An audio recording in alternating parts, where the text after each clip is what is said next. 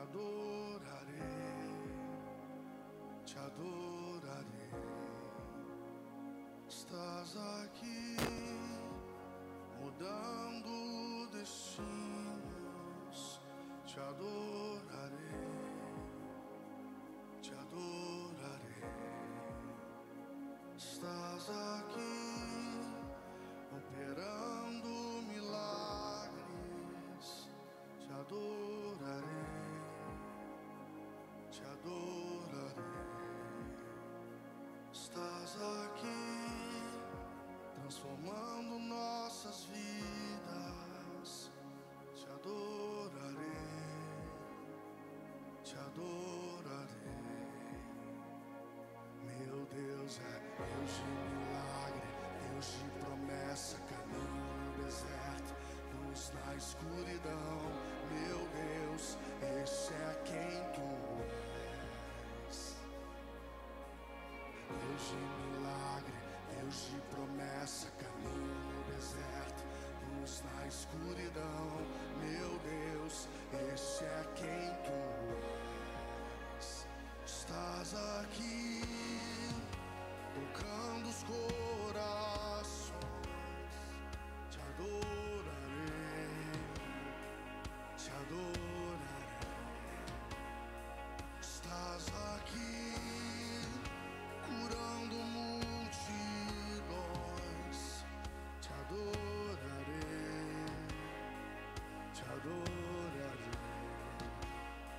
Estás aqui, restaurando os corações, te adorarei, te adorarei. Estás aqui, transformando histórias, te adorarei, te adorarei.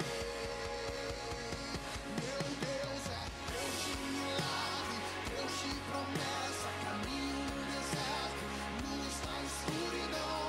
Meu Deus, esse é quem tu és. Deus de milagre, Deus de promessa, caminho no deserto, luz na escuridão. Meu Deus, esse é quem tu és. Meu Deus é Deus de milagre, Deus de promessa, caminho no deserto, luz na escuridão.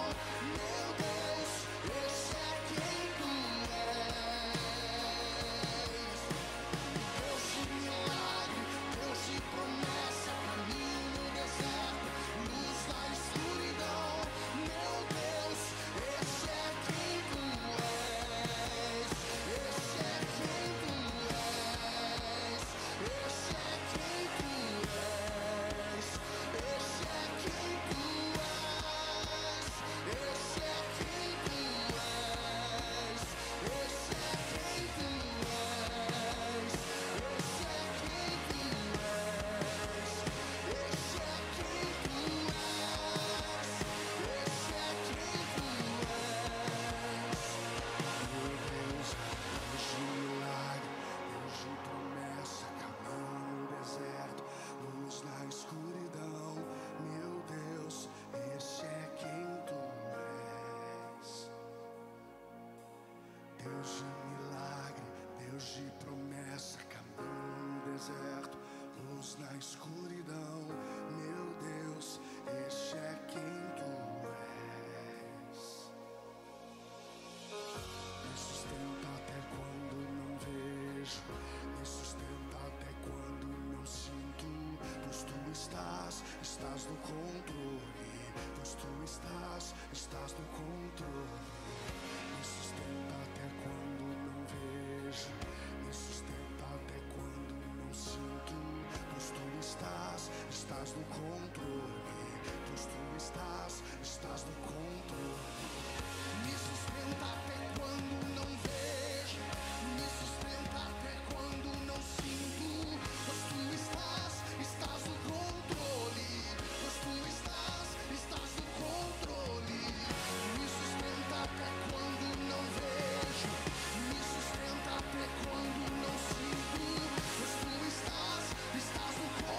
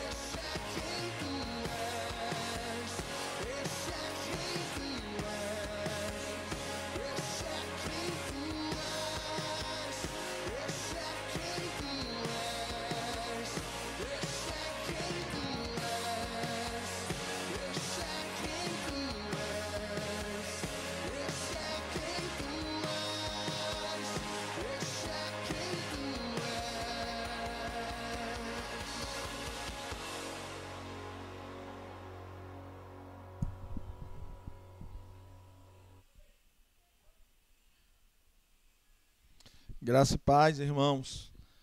Bom estarmos aqui, mas essa noite termos a oportunidade de ministrarmos a palavra do Senhor e aprender um pouco do Senhor a cada momento, né? Antes nós vamos ter o nosso tempo de intercessão, vamos estar ainda em batalha de oração pelo irmão Nelito, né? O irmão Nelito ainda está hospitalizado e nós precisamos estar cobrindo ele de oração. Vamos orar também pelo Ramon, né, um irmão nosso de uma outra comunidade, de uma outra igreja, que está se recuperando aí, né, a duras provas de um atropelamento, quando ele estava pedalando. E aí o ônibus veio e teve esse acidente. Vamos clamar ao Senhor para que as coisas possam estar caminhando. Vamos orar? Pai, em nome de Jesus, nós queremos te pedir neste momento, ó Deus, por tudo que o Senhor tem feito, queremos glorificar o teu nome nesta hora, ó Deus, e clamar o teu nome neste momento, Pai, pelas tuas misericórdias, pelo teu amor, pela tua alegria, Senhor, que o Senhor tem sobre as nossas vidas. Nesta hora, Pai, nós nos rendemos diante da tua graça, nós nos rendemos diante do teu amor, Pai, e declaramos a tua vitória neste lugar. Deus, usa essa pregação, Deus, para que alcance vidas, que salve, liberte, cure, traga conforto aos corações neste momento, que seja algo que venha trazer alimento, desafio à tua igreja. Deus, nós queremos também interceder pela vida de Nelito nesta hora, ó Deus, clamar pela vida dele, Pai, e pedir ao Senhor que o Senhor ponha anjos ali, ó Deus, e que Nelito seja tocado pelos anjos do Senhor, sendo restaurado, Senhor, nos seus órgãos. Ó Deus, nós clamamos a Ti nesta hora. Pedimos, ó Pai, também pela vida de Ramon, ó Deus, que o Senhor esteja agindo nesse momento sobre a vida de Ramon, Senhor, e pedimos a cura, Pai. Toca a vida de Ramon para a honra e glória do Teu nome. Ó Deus, sabemos que ele está bem machucado, bem ferido, mas Senhor, o Senhor é o Deus que cura toda enfermidade. Deus, fala conosco nesta hora através da Tua palavra. Usa, Senhor, a Tua palavra para encher as nossas vidas, em nome de Jesus. Amém?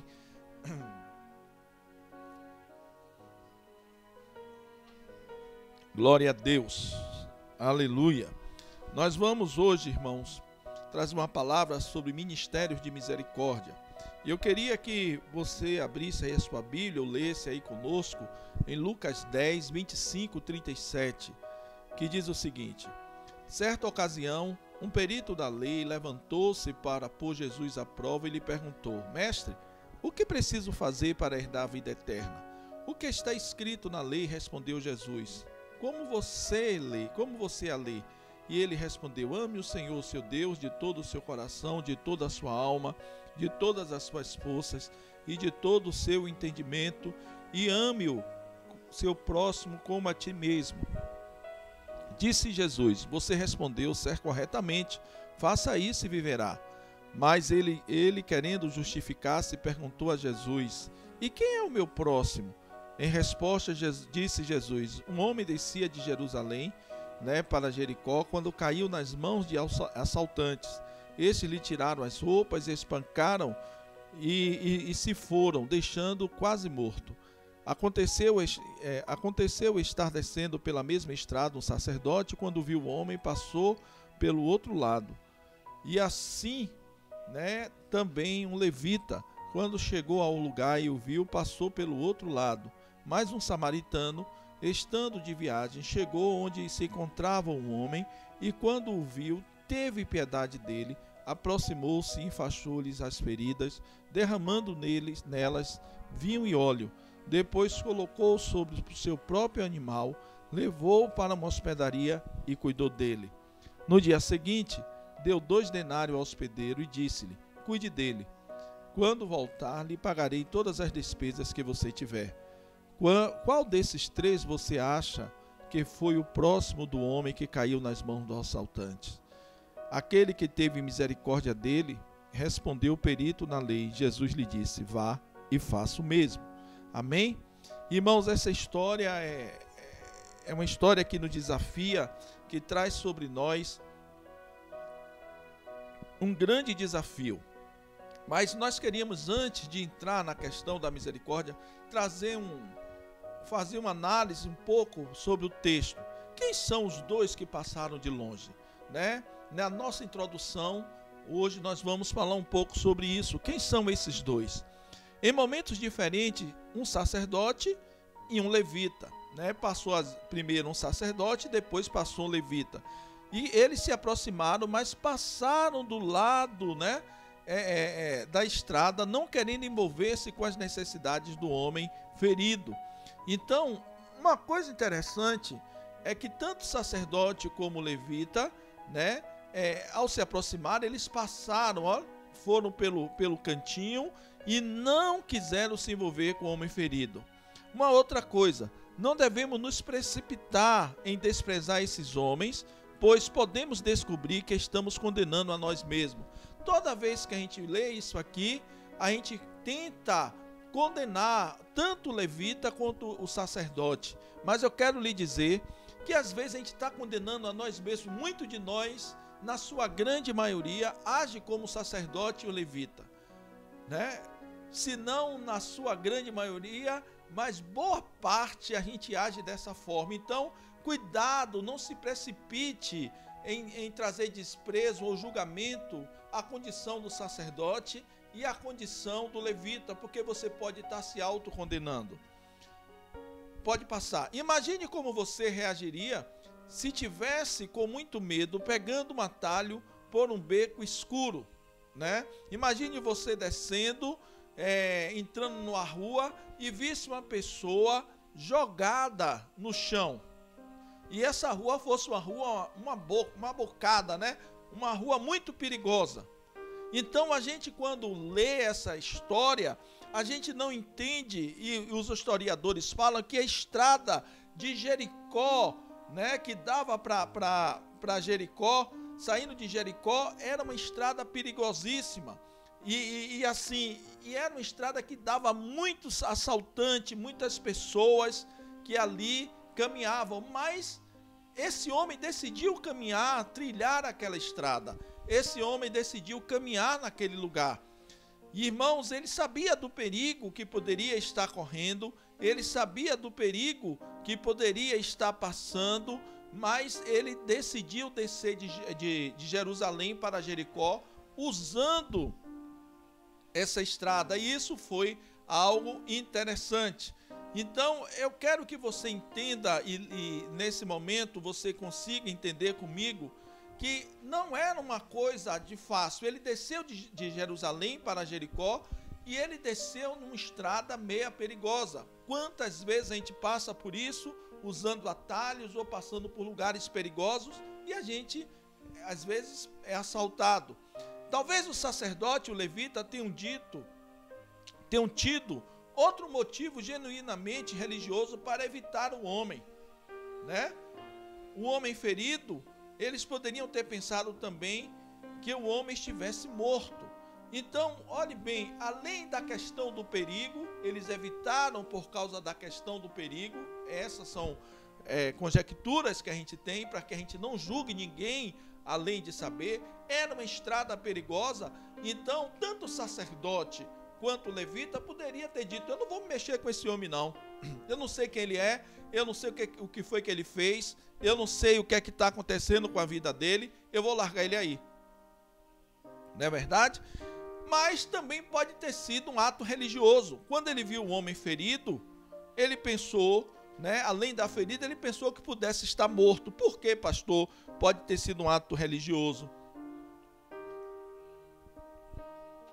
Por duas razões. De acordo com a lei levítica, quem tocasse em um cadáver tornava-se cerimonialmente, presta atenção, cerimonialmente tornava-se impuro. A questão cerimonial, ele era impuro para cumprir o cerimonial levítico e ficava excluído dos cultos cerimoniais durante 7 dias. Então imagine o drama desse sacerdote e desse levita.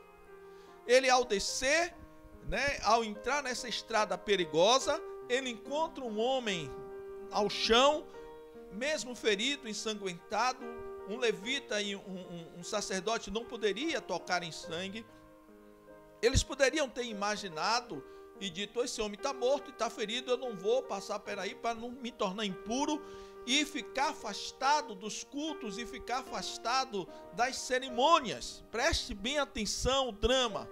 Olha o que diz número 19, 11 a 16. Quem tocar num cadáver humano, essa era a lei, ficará impuro durante 7 dias.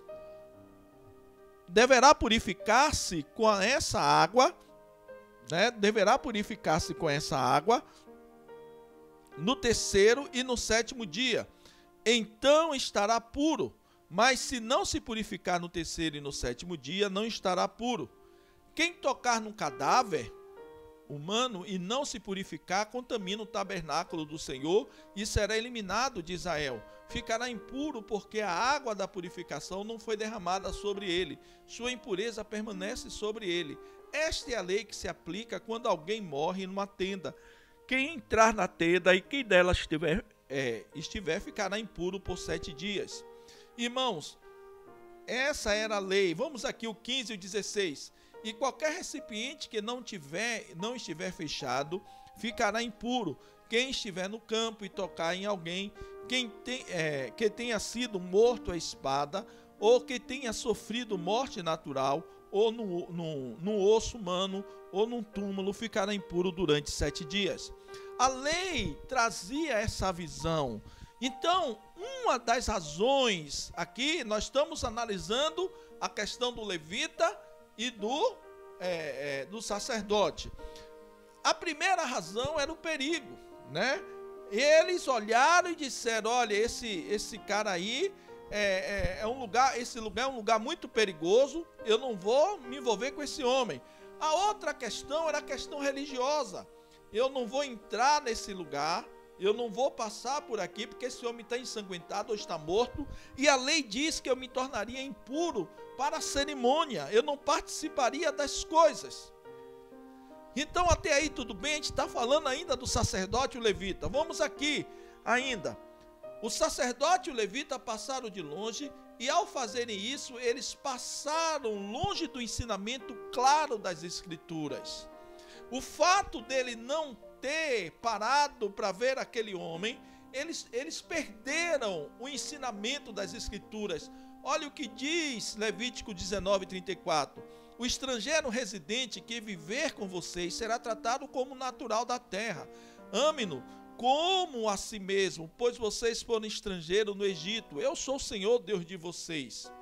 Irmãos, pode passar ali. Segundo a lei, os sacerdotes incumbiam-se da saúde pública. Olhe bem qual era a visão sacerdotal. Ele era incumbido da saúde pública, ele cuidava da saúde do povo.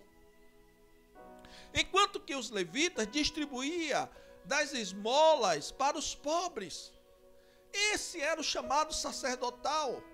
Então, enquanto um cuidava da saúde, o outro, os levitas, era aquele que cuidava dos pobres.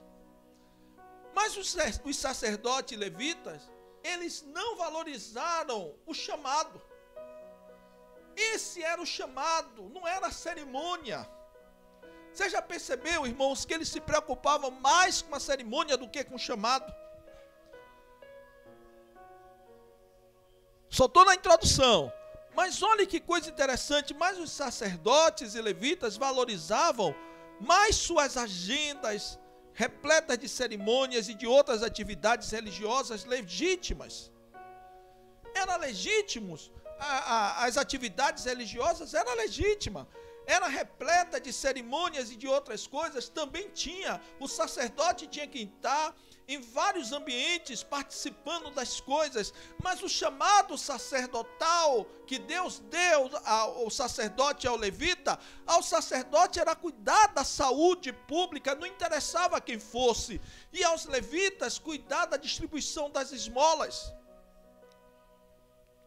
Irmãos, eles perderam o ensinamento, eles se perderam, né? Não entendendo o que Deus tinha para a vida deles. Pode passar, Lipe.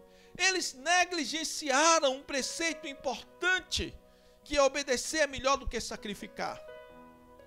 Obedecer é melhor do que trazer sacrifício de tolo, de não ter a percepção daquilo que Deus tem a fazer nas nossas vidas, irmãos.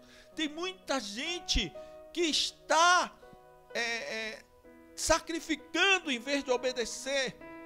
Há um chamado de Deus para a igreja, para cada um de nós, e as nossas agendas, seja elas cerimoniais ou não, está roubando aquilo que Deus nos chamou a fazer.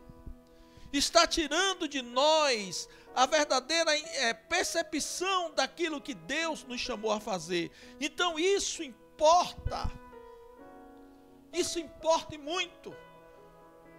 Você já percebeu que eles foram tomados pela agenda, eles foram tomados pelas cerimônias, e o que deveria fazer não fizeram. O chamado que tinha que fazer, cumprir, eles não cumpriram o chamado. Então a gente teve uma visão, bem rápida do sacerdote e do levita, o que talvez fez com que ele não parasse, talvez pelo medo, que era uma estrada perigosa. A segunda opção, a opção religiosa, talvez tenha sido a mais forte. O homem estava ensanguentado e ele pensou talvez que o homem estivesse morto, eles não poderiam se contaminar porque eles poderiam ficar fora das cerimônias religiosas. Eles se preocuparam com as cerimônias religiosas. Eles se preocuparam, em não participar do culto, da agenda. Agora nós queremos trazer uma visão de quem foi aquele que teve misericórdia. Então passou o sacerdote, passou o levita, agora a gente vai falar do homem que teve misericórdia. Primeiro foi um viajante samaritano, inimigo ferrenho do judeu, que se encontrava ali estirado. Irmãos, preste atenção, é terrível essa rivalidade entre judeus e samaritanos. E estava ali um homem jogado ao chão, perdido, na estrada escura, perigosa, ensanguentado, aonde um sacerdote tinha passado, aonde um levita tinha passado, agora passa um samaritano que era inimigo desse homem. Olha que situação. Para termos ideia da separação que havia entre judeus e samaritanos, veja só, irmãos, como os judeus trataram Jesus. Preste atenção. Veja como os judeus trataram Jesus. João 8,48 diz: os judeus lhes responderam: não estamos certos em dizer que você é samaritano e está endemoniado. Preste atenção, isso aqui foi num confronto de Jesus com os judeus, para você ter ideia, que era uma forma pejorativa, e ele diz assim: olha, não estamos certos em dizer que você é samaritano, e que você está endemoniado. Então ele coloca Jesus como endemoniado samaritano e diz assim: além de samaritano, está endemoniado, você não presta, Jesus. Para você ter ideia, o ódio que o judeu tinha de samaritano, mas o homem que estava estendido era um judeu. E passou ali o sacerdote, passou ali o levita, que eram judeus, e não olhou para aquele homem porque estava preocupado com a agenda, estava preocupado em não participar das cerimônias. Mas quem para é um judeu, ou é um samaritano. Mas para você entender o tamanho do ódio que o judeu tinha de samaritano, eles atacam Jesus chamando de samaritano endemoniado. Não recebemos nada, absolutamente nada, menos do que uma ordem, do Senhor, nos termos mais categóricos possível: vai e faz o mesmo. Vai e faz o mesmo. Irmãos, é engraçado que Jesus, ao confrontar, o doutor na lei, Jesus traz uma percepção do que é realmente necessário para que a gente sobreviva. E há um desafio para mim e para você. Não recebemos outra ordem de uma forma tão categórica como essa. Vai e faz o mesmo. Faz o mesmo o quê? Aquilo que o samaritano fez, você deve fazer o mesmo. Então eu quero trazer, ainda nessa introdução, que a nossa referência não é o levita. Olha que coisa interessante. A nossa referência não é o levita nem o sacerdócio. A nossa referência, nesse caso específico, é o samaritano. Ele é a nossa referência de como agir. Nossa referência é o samaritano que colocou em risco a segurança. Irmãos, aquele homem poderia ter passado rápido porque era uma estrada perigosa, mas aquele samaritano colocou em risco a sua segurança. Aquele samaritano parou o que tinha de fazer, deixou de lado a sua agenda, para dar atenção ao que realmente importa. Aquele samaritano se agachou e se ajoelhou, pegou aquele homem sujo, ensanguentado, ele se envolve.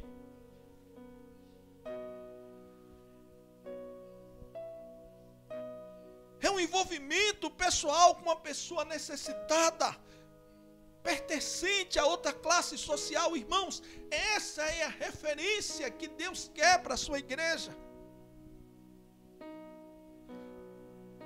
Isso que Deus espera de mim, de você. A referência não é o sacerdote, a referência, nesse caso específico, não é o levita, a referência é o samaritano.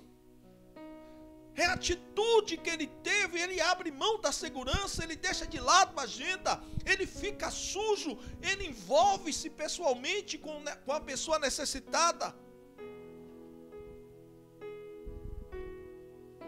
Irmãos, como nós estamos distantes, como nós estamos distantes.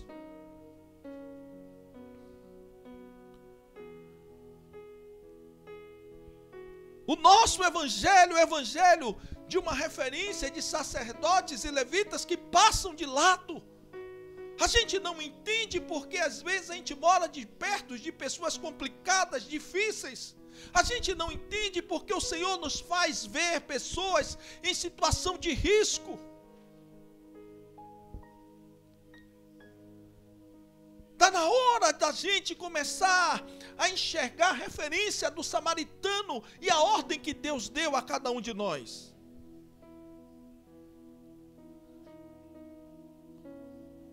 Pode passar. Será que como cristãos estamos pessoalmente obedecendo a essa ordem? Preste atenção, eu e você estamos pessoalmente obedecendo a ordem. Aquilo que fez o samaritano eu estou fazendo. Eu quero falar de mim, não. Há uma lacuna, há um espaço que não está sendo preenchido. Há uma coisa, irmãos, que não está certo, não caminha. Como cristãos, estamos pessoalmente obedecendo essa ordem? Não. Será que como igreja estamos obedecendo essa ordem? Coletivamente também não. Há um desafio para a nossa igreja, há um desafio para a minha vida, para a sua vida. A nossa referência não deve ser o sacerdote que passou de lado, a nossa referência deve ser o samaritano, que colocou em risco a segurança, que deixou de lado a agenda, que ficou todo sujo, ensanguentado ao envolver-se pessoalmente com a pessoa que estava necessitada, que não olhou a classe social. Irmãos, tem alguma coisa que está errada com o nosso evangelho. Tem alguma coisa que não bate com o nosso evangelho. É um evangelho de muitas pessoas, de muito triunfo, mas de pouco impacto na vida das pessoas.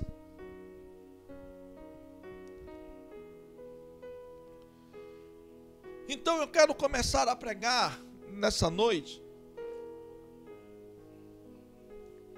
E quero trazer algumas questões que eu acho interessante para que a gente possa ter a visão daquilo que Deus quer para nossas vidas. A primeira questão se refere à necessidade de misericórdia para nos identificarmos como cristãos. Essa é a primeira questão. Necessidade de misericórdia, né? Para que possamos nos identificar como cristãos. Não esqueça que a parábola é uma resposta a uma pergunta. A parábola que Jesus conta do bom samaritano, é bom que você não perca a visão disso, ela é uma resposta a uma pergunta.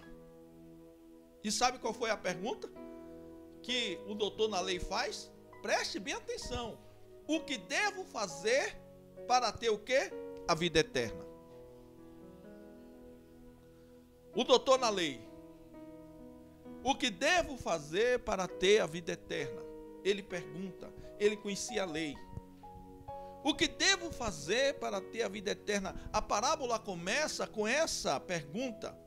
Lucas 10, 25 diz: certa ocasião um perito na lei, levantou-se para pôr Jesus à prova e lhe perguntou: mestre, o que preciso fazer para herdar a vida eterna?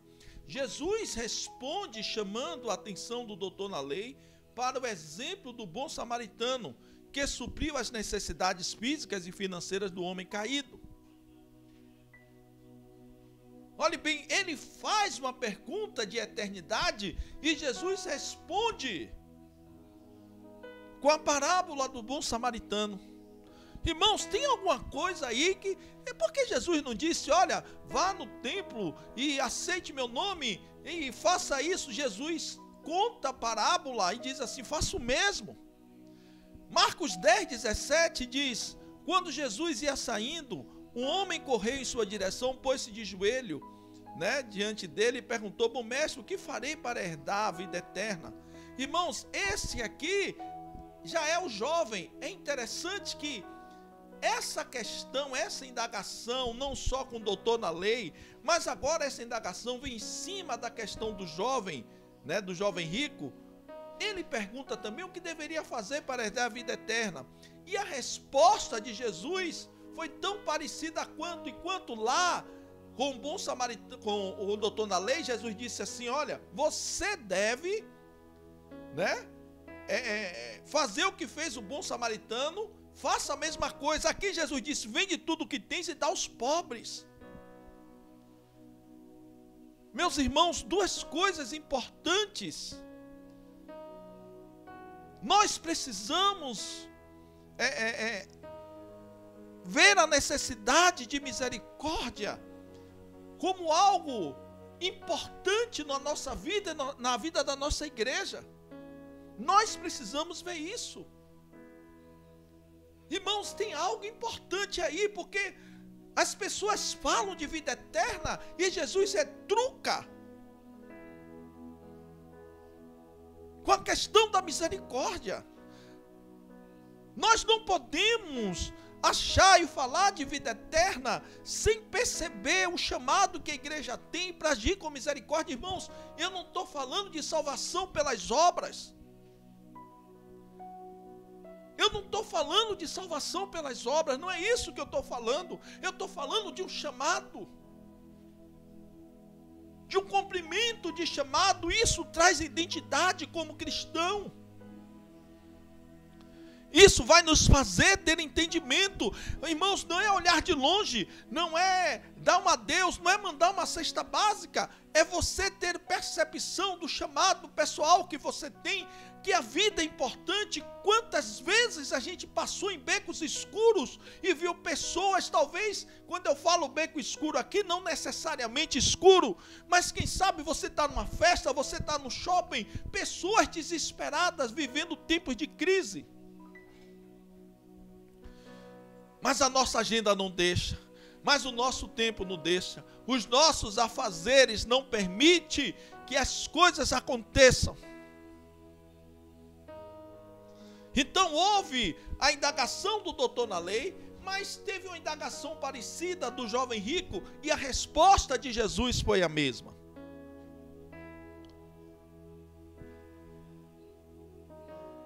Parece que Jesus vê o cuidado para com os pobres como parte da essência daquilo que é ser cristão. Parece? Creio que sim, né? Jesus vê o cuidado, né, com os pobres como parte da essência, irmãos, daquilo que é ser cristão. Não adianta você ser cristão, conhecer a Bíblia e você não ter um coração misericordioso, você não perceber o tamanho da misericórdia de Deus na sua vida. Não adianta. Não adianta a gente ter uma igreja, um local para reunião muito bonito. Não adianta a gente ter uma percepção da vida maravilhosa se a gente não abre mão do nosso tempo, da nossa agenda para fazer a diferença. A segunda questão se refere à dimensão do ministério de misericórdia, até onde vai esse ministério, até onde deve ir o ministério de misericórdia. E meu irmão, o doutor da lei não nega a exigência de cuidar dos necessitados. Você sabia disso? Ele não negou isso não. Ele entendia, tanto que ele disse, olha, a Bíblia manda, né, amar o próximo como a ti mesmo. Ele entendia isso. Assim como eu e você também entende. Ele não nega. Mas ele faz algo que muitos de nós fazemos. Há muitas indagações que fazemos que se assemelha ao do doutor da lei. Essa ideia dele dizer, né? A lei, ele sabia a lei. Olhe bem, Jesus pergunta, o que é que diz a lei? Ele diz, amarás o Senhor teu Deus, né? Mas ao teu próximo como a ti mesmo. Ele sabia a lei. Aí Jesus, né, diz assim, olha, muito bem, faça tu mesmo. E ele disse, quem é o meu próximo? Ele pergunta a Jesus, como é que ele sabe a lei e não sabe quem é o próximo? Como é que ele sabe a lei, ele conhece, ele recitou o versículo da lei, mas ele pergunta quem é o próximo? Irmãos, a gente faz isso dentro da igreja. Quem é que não sabe da necessidade de ajudar um pobre? Mas talvez você não conheça quem é o seu próximo. E eu quero trazer aqui algumas indagações interessantes que falam um pouco sobre isso. A primeira diz o seguinte: sabemos que temos que ajudar os menos afortunados, mas até que ponto? Você já falou isso? Até que ponto a gente vai ajudar as pessoas pobres? Vai ficar sempre ajudando? Preste atenção, eu já falei muitas vezes isso, né? Até que ponto? Eu sei que eu tenho que ajudar, mas até que ponto eu devo ir até aonde? Como é que eu posso me envolver com isso? Até que ponto eu devo me envolver? Uma outra indagação é o seguinte: o Senhor não está querendo dizer que devemos nos acabar em favor de qualquer um por aí, né? O Senhor não está querendo dizer que devemos nos acabar em favor de qualquer um por aí. Esse está aí, não está aí não, viu, irmão? A caridade não começa em casa, né? A caridade não começa em casa. Preste atenção. Aqui é a visão da pessoa que está falando e dizendo assim: o senhor não quer que a gente fique por aí se acabando, não? Vamos cuidar dos de casa, né? Vamos cuidar daqui. Deixa o pessoal que está se acabando por lá, deixa o saciseiro para lá, deixa o macumbeiro para lá, deixa todo mundo para lá. Vamos cuidar dos de casa. A caridade não começa em casa.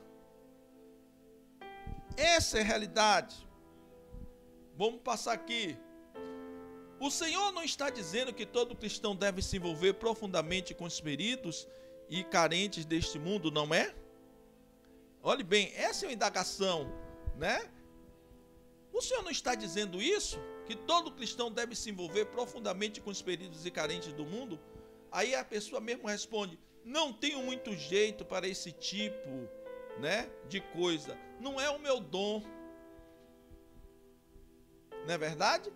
Olha, Deus está dizendo isso. Eu sei que Deus está dizendo isso. Mas eu não tenho esse tipo de coisa. Eu não tenho muito jeito, pastor. Eu não tenho muito jeito para participar disso. Eu não tenho muito jeito para estar no meio disso. Quantas vezes eu já disse isso? Quantas vezes eu já falei sobre isso? Não é o meu dom, né? Tem gente, irmãos, que sabe que não tem o dom, mas nunca descobriu qual é o dom que tem. É fácil dizer: não é o meu dom, não é o meu dom. E qual é o seu dom, meu irmão? Tem gente que fez um curso aí que só descobriu que não tem dom. E até hoje eu estou esperando ele dizer qual é o dom dele para ele participar das coisas, mas ele: não tem um dom. Eu não tenho um dom. Como é que você descobriu que não tem dom? Então eu quero que você perceba, são indagações que a gente traz para as nossas vidas, são indagações que a gente traz para o nosso convívio que são real. Quantos de vocês que estão assistindo aí de noite agora estão e já se identificaram com uma dessas indagações? O Senhor não está dizendo que todo cristão deve se envolver profundamente com os feridos carentes deste mundo, não é? É verdade, o Senhor está dizendo isso. Aí você: mas eu não tenho dom, não tenho jeito. A outra indagação é: sou ocupado demais e muito envolvido nas atividades da minha igreja. Afinal, ajudar os pobres não é tarefa do governo? Opa! Quantos já falaram isso? Põe a culpa em Rui Costa, põe a culpa em Netinho, põe a culpa em Bolsonaro, põe a culpa... Irmãos, é um chamado de Deus para as nossas vidas.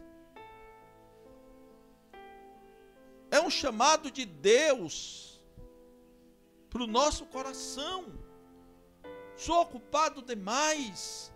Olha, não tenho tempo. Quantos de vocês estão envolvidos na igreja com as minhas atividades? E a gente abre mão do chamado que Deus deu. Você está cumprindo o chamado, você está fazendo o que Deus mandou você fazer, e você está dizendo: isso aí não é culpa minha, isso é do governo. Não é uma atitude minha, é uma atitude do governo. Tem mais. E esse daqui, eu acho que é a maioria, né? Meu salário mal dá para pagar minhas contas, eu vou me envolver com pobre. Quantos já falaram isso? Eu vou ajudar ninguém se eu mal tenho para comer, pastor. Muita gente está na pobreza por uma pura irresponsabilidade, não é mesmo? Ele está aí, está passando por isso, porque ele foi irresponsável. Eita, irmão, quanto argumento a gente tem para não se envolver. Está passando por isso, ele é irresponsável. Está passando por aquilo, ele não presta. Foi ele que fez, ele gastou o dinheiro todo que tinha, aí está na miséria. Irmãos, quantas vezes está envolvido com droga aí, está jogada nas drogas, não quer nada, deixa para lá. Irmãos, a gente passa de lado. Nós somos muito parecidos com sacerdotes levitas. Nós precisamos pedir ao Espírito Santo que traga sobre nós um coração de misericórdia, algo que esteja fora de todo esse complexo religioso que a gente vive. Lê para mim esse quadro. Jesus mostra a indiferença do sacerdote e o levita para desmascarar os muitos falsos limites que as pessoas religiosas impõem ao mandamento. Irmãos, é por isso que Jesus mostrou a indiferença para aquele doutor na lei, do sacerdote e do levita, sabe para quê? Para desmascarar os falsos limites que a gente põe por não querer ajudar, mesmo conhecendo a palavra, mesmo sabendo que nós temos que agir com misericórdia, mas a gente sempre tem uma palavrinha. É assim que a gente age, é assim que a gente se comporta. Olha o que diz Mateus 22, 39. E o segundo é semelhante a ele: ame o seu próximo como a si mesmo, né? Ame o seu próximo como a si mesmo. Como exemplo do bom samaritano, Jesus ensina que o próximo a quem devemos ajudar, preste atenção, vamos lá, volta aí de novo, lê de novo comigo. Com o exemplo do bom samaritano, Jesus ensina que o próximo a quem devemos ajudar é todo o quê? Todo crente. Não é isso? Toda pessoa legal, todo ser humano em necessidade, até mesmo um inimigo. Eu vou deixar que você pense um pouco sobre isso aqui. Vou beber uma água.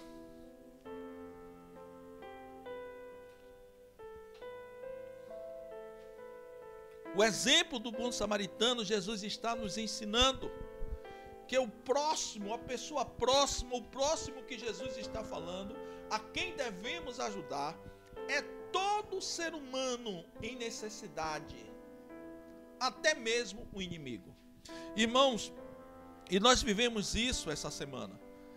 Ir naquele terreiro de candomblé, levar fraldas para uma mulher necessitada, foi uma quebra de paradigmas. Mas é ser igreja. Não que seja bonzinho não, irmãos. Não é talvez o lugar que eu gostaria de estar. Eu poderia ter dito com os irmãos: olha, não vamos não por causa da pandemia. A pandemia está servindo também de desculpa para muita coisa. Não participo não por causa da pandemia. Não vou não por causa da pandemia. Não vou falar de Jesus por causa da pandemia. Mas está ali, me trouxe, irmãos, uma realidade, e outra, não estava ali para que aquela mulher fizesse parte do meu grupo religioso, jamais, jamais, Deus sabe, meu coração foi desprovido disso, mas eu precisava estar ali, para que pudesse mostrar o amor de Deus pela vida daquela mulher, mesmo ela estando servindo a outros deuses. Aquela mulher precisava experimentar da misericórdia amorosa de Deus sobre a vida dela e dizer: olha, todas essas fraldas que estão aqui é prova da misericórdia de Deus pela sua vida. Irmãos, como igreja a gente não pode olhar, olha, eu vou ajudar, mas se fulano fizer o que eu não quero, eu não ajudo. Se não aceitar Jesus, eu não ajudo. Se não, irmãos, não é assim. A misericórdia, ela trabalha expressando o amor de Deus através da ajuda, da necessidade daqueles que estão sem jeito, que foram presos pelas vielas da vida, que foram feridos pelo mundo.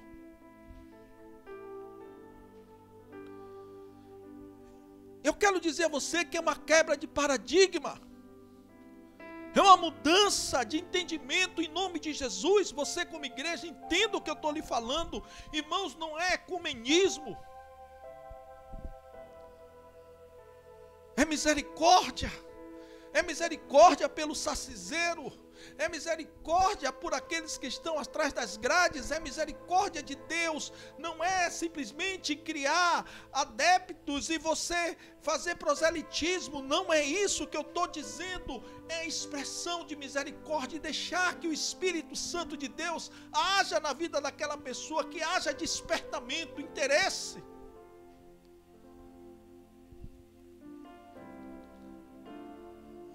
Quantos a gente precisa ajudar, quantas pessoas que estão em necessidade, sem comida, e a gente olha e diz, nada, está aí porque não presta, está aí porque é saciseiro, está aí, irmãos, são dignas de misericórdia, e Deus está lhe deixando talvez perto de pessoas assim, para que você possa agir com misericórdia, suprir as necessidades, ajudar.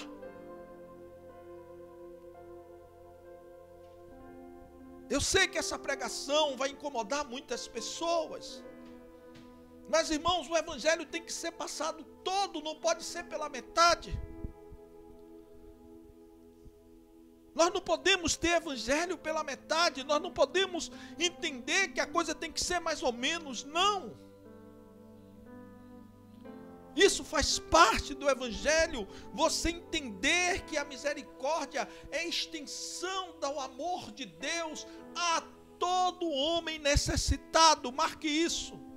A misericórdia é a extensão do amor de Deus, é a prática, é a ajuda sendo liberada sobre todo homem necessitado, não importa se é homossexual, não importa se é macumbeiro, não importa se a pessoa é de uma outra religião, não importa se é homem, se é mulher, não importa se é ladrão, não importa se é prostituta, não importa se é saciseiro, não importa.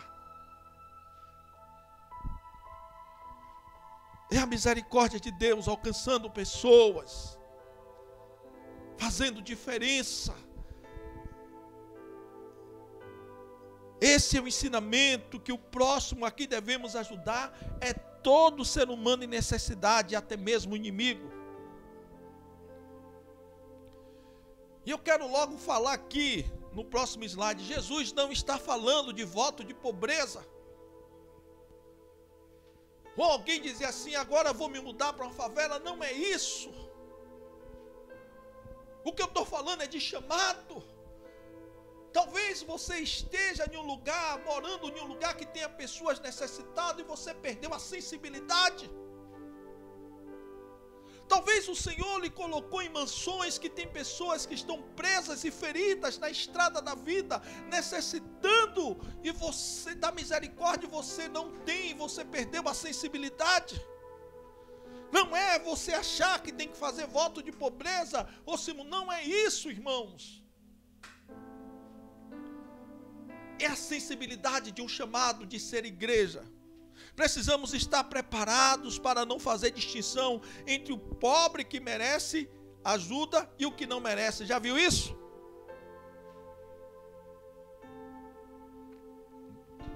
Já viu essa ideia? Ah, esse pobre aqui merece, é uma pessoa pobre, mas está esforçada. O outro não precisa comer não. O outro vai ter que passar fome. Se preparem, irmãos, para dar quem merece, liberar a misericórdia de Deus para quem merece e para quem não merece. Você não está aqui para julgar ninguém, a pessoa caiu naquele estado. Estenda a mão de misericórdia, para que ele saiba que a graça de Deus está ali, que o amor de Deus está naquele lugar. A terceira questão se refere à motivação, à dinâmica do ministério de misericórdia.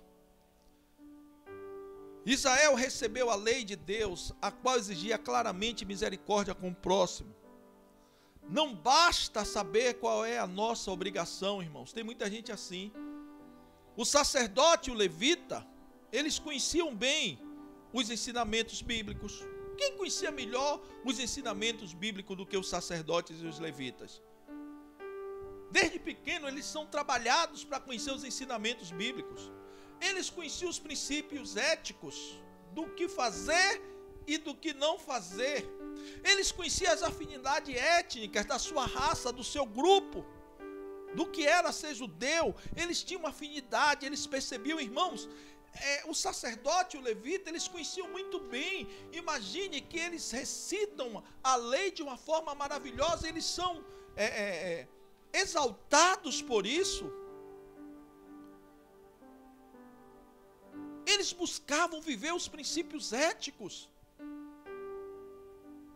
Irmãos, isso não diz nada para mim e você. Às vezes a gente está tão enfurdado na Bíblia, a gente está tão voltado para princípio de roupa, sapato, cabelo, e quero de tantas coisas, de como falar, deixar de falar. A gente está tão envolvido em afinidades étnicas. Olha, você não se envolva com fulano, não se envolva com ciclano. Irmãos, é tanta coisa.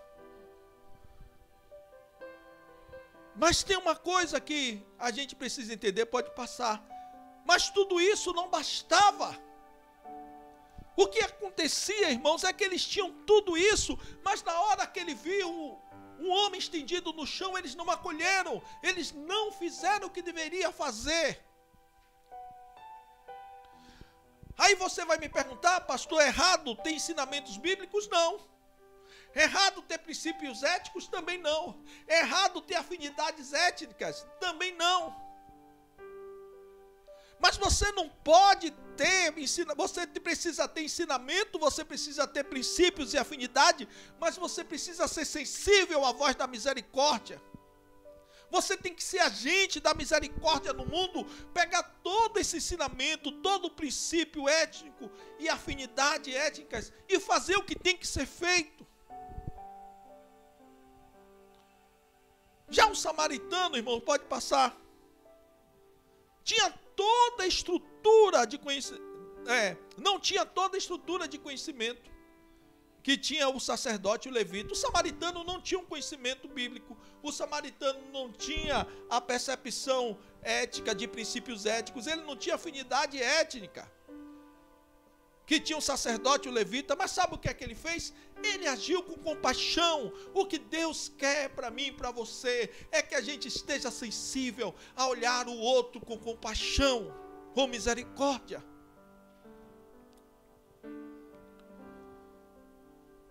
É importante ter todo o arcabouço bíblico, é importante ter as questões de princípios, mas você precisa ter um coração misericordioso e agir com compaixão diante da luta das pessoas, da necessidade das pessoas.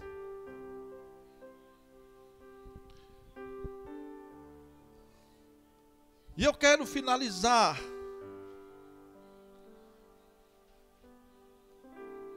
dizendo que não é só ter sentimento de culpa por ter uma condição financeira um pouco melhor. Às vezes isso acontece, né? A gente traz em nós, dizer assim, olha, eu tenho que fazer porque eu tenho muito dinheiro. Uma vez eu vi um jogador de futebol dizer, olha, eu vou abrir uma creche. É quase que um mantra, né? Um cara, quando ganha dinheiro, abre uma creche, abre alguma outra coisa, para as coisas ali acontecerem, para dar satisfação. Um sentimento de culpa, tem tanto dinheiro e não fez nada pelo pobre.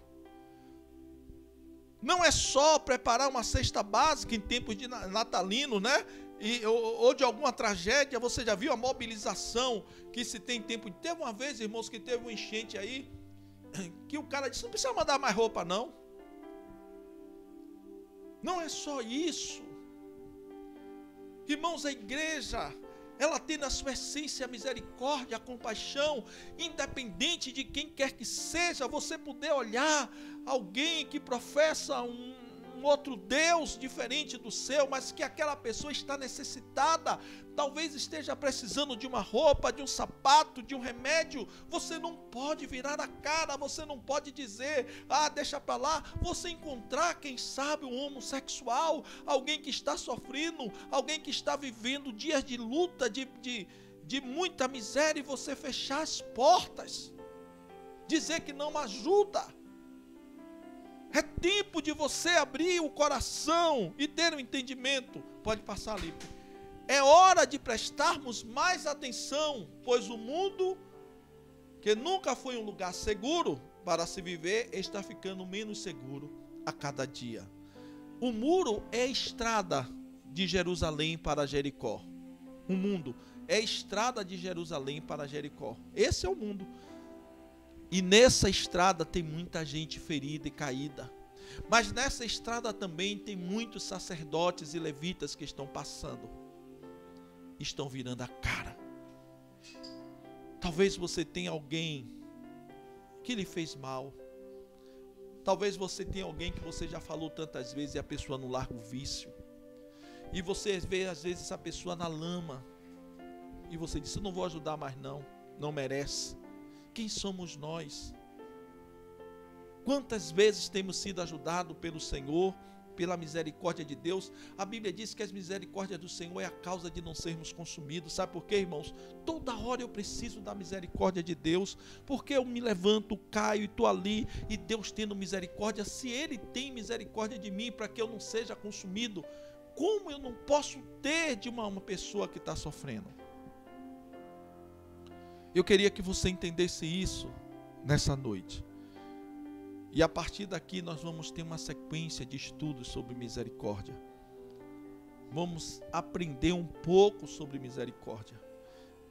E vamos colocar em prática em nome de Jesus. Amém?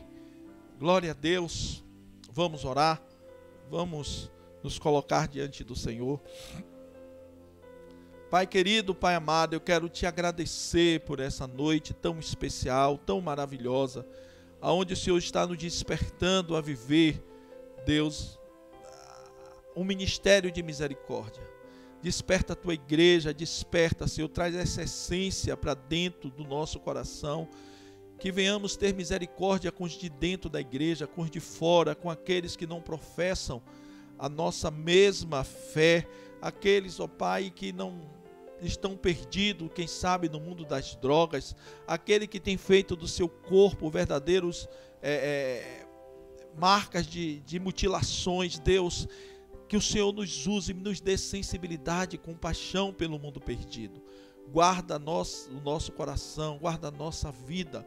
Ó Deus, muito obrigado por esse tempo, em nome de Jesus. Amém. Glória a Deus, irmãos. Então, estamos aí na iminência, de retornarmos desse domingo que vem a 8.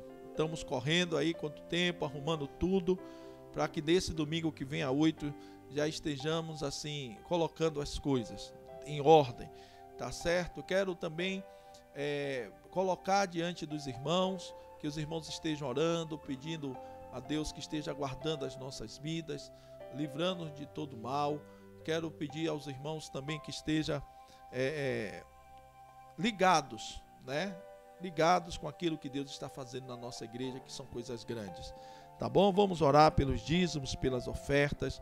Vamos orar. Não esqueça de se inscrever no canal, de dar um like, de compartilhar. Estamos chegando a quase 1000 inscritos. Falta pouco. Então, assim, vamos ver se a gente chega a esses 1000 inscritos logo e partir para 2000 inscritos. Tá certo? Vamos orar encerrando? Pai, muito obrigado por essa noite, muito obrigado pela tua palavra. Fala conosco, Pai, derrama a tua graça. Ó Deus, que essa noite seja uma noite de questionamentos, que o Senhor traga sobre nós o incômodo através do teu Santo Espírito. Ó Deus, mas que o Senhor traga também a tua bênção.